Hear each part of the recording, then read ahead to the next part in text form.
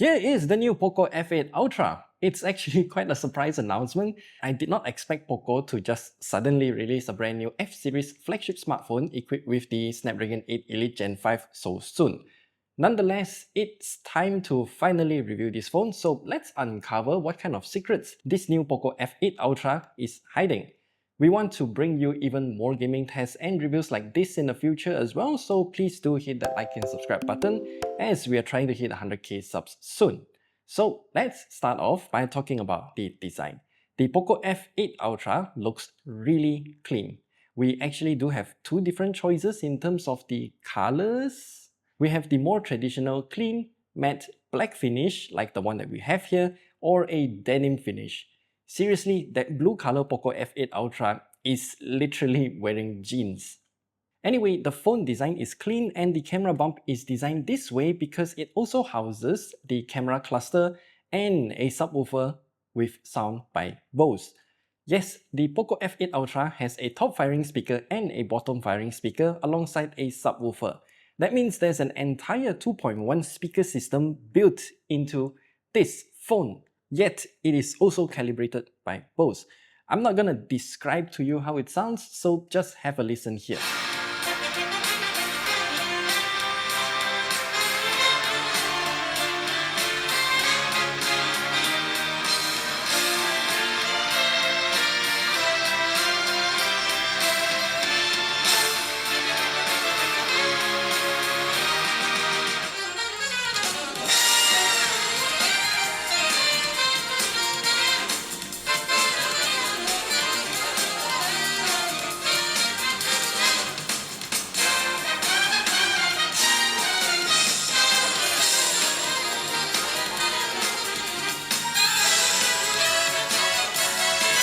We also have a lot of options to customize the speaker as well. For example, we can change the sound profile between dynamic for a more boomy sound or flat. There's also preset EQs that we can select from. If you're feeling fancy though, we can make our own custom EQs to further personalize it. I think that this is actually an amazing collaboration between POCO and Bose. Even during our gaming tests, the speakers sound amazing on the POCO F8 Ultra.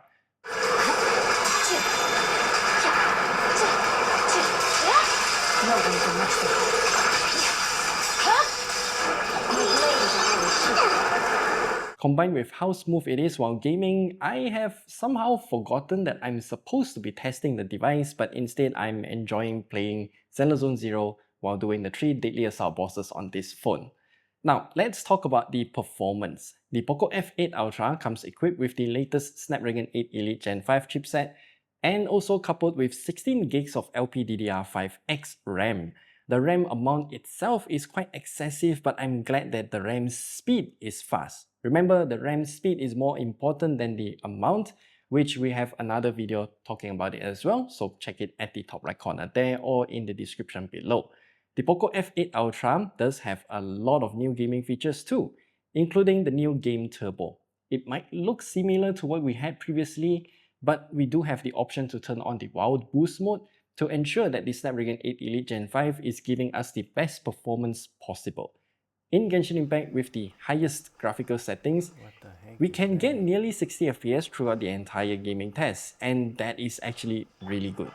Though Genshin Impact isn't the most demanding game that we have today. So, moving on to Zone Zero. The POCO F8 Ultra manages to sustain around 58 FPS throughout the entire flower boss fight as well, though it will thermal throttle once we are playing the game at such high graphical settings. Surprisingly, even when it did thermal throttle though, we're still getting about like 42 FPS. I actually did not realize that it has throttled since the gaming experience is still very smooth and I was hyper focused on the game. This is actually thanks to POCO's first ever triple layer 3D ice loop cooling system, keeping the Snapdragon 8 Elite Gen 5 under a safe temperature. We've reviewed other devices with this chipset as well, and honestly, I think POCO managed to sustain the highest frame rate amongst all of the other devices so far. Wuthering Waves is currently the most demanding game that we have, and surprisingly, the POCO F8 Ultra can also handle it very well too, as we are getting about 58 FPS in the nest fight while consuming upwards of 15 watts of power. I thought that the chip will definitely toast and overheat, but the POCO F8 Ultra's cooling system managed to handle it throughout the entire fight, and I'm just amazed by it. We also tested a few more games like Destiny Rising and War Thunder Mobile, and they all ran fine. If you want to check out the full gaming test, then click at the top right corner there or down in the description below. Also, do hit that like and subscribe button while you're on your way there too. As for the battery life, the 6500 mAh battery inside the POCO F8 Ultra, which makes me wonder how they can actually fit in a 2.1 speaker system, triple cameras, wireless charging, all of that stuff, and still have such a large capacity battery inside. Anyway, using our standardized battery life test, the POCO F8 Ultra can last for around 22 hours, which is really good. The charging speed is one of the strongest points of the POCO F8 Ultra. We have a 100-watt proprietary charger and cable included in the box, and with the default settings, it can charge from 15% to completion in less than an hour. That's already very fast, but we can make it faster. Head into the settings menu and we can turn up the charging speed to the maximum, and that will reduce the time taken to reach to 100% in just about 40 minutes. Seriously, it managed to speed up the charging time required by a third of the original charging time, and that is just insanely good by just toggling one setting. But we're not done. There is yet another surprise. When we did use our own USB PD PPS charger though, it will take in around 80 watts maximum, which gave me a whiplash as this is the first time POCO is supporting USB PD PPS charging standard to this degree. Using this charging method, the POCO F8 Ultra will still need around an hour to charge from 15% to completion, mostly because it will only take in 80 watts for the first minute or two, and then it will slow down to 44 watts and then gradually drop as the charging cycle continues. Still, it is great to see POCO supporting USB PD PPS charging standards.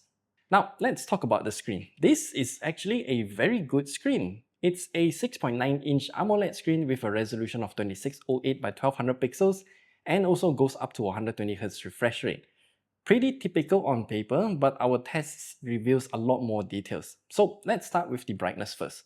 The POCO F8 Ultra can go up to around 1100 nits in auto brightness mode and goes all the way down to 0.91 nits at minimum.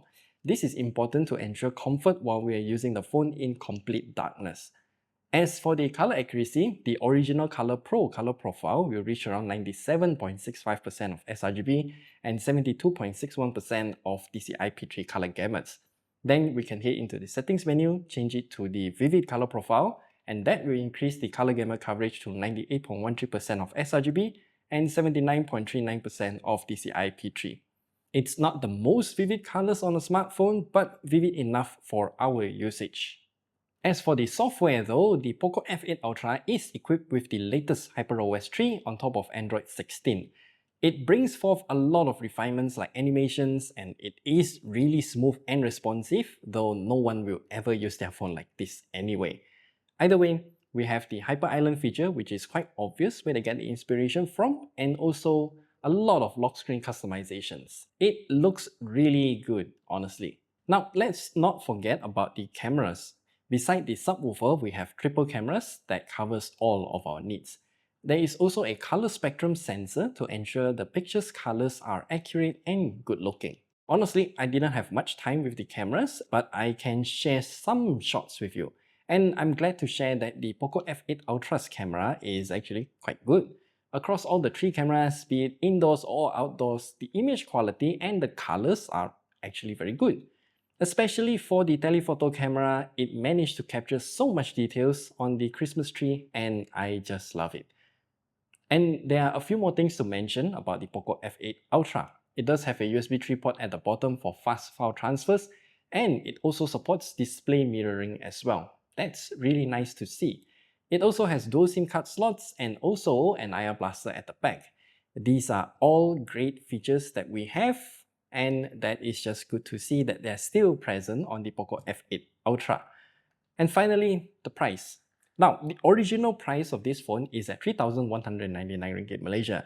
But if you get it anytime from now until 18th of December 2025, you can get this phone for just 2,799 ringgit Malaysia.